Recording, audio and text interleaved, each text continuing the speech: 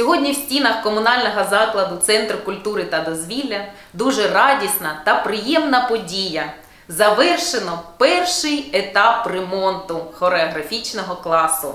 Ремонт було проведено за кошти Сіверської міської ради. Адміністрація та керівники танцювальних колективів дякують та висловлюють щиру подяку міській раді в особі Василя Анатолійовича Масюженка, депутатам, підрядчикам за розуміння та щиру підтримку, якісно виконану роботу, за можливість хореографічним колективам в подальшому розвивати свою майстерність у комфортних умовах. Хореографічний зал не ремонтувався останніх 10 років.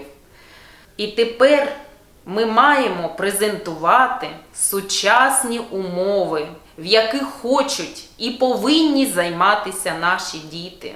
Тому що діти – це наш найдорожчий скарб, наша надія, гордість і опора. В нашій Сіверській громаді це добре розуміють. Тому допомагають розвиватися нашим дітям і підтримують їх. Діти – це наше майбутнє.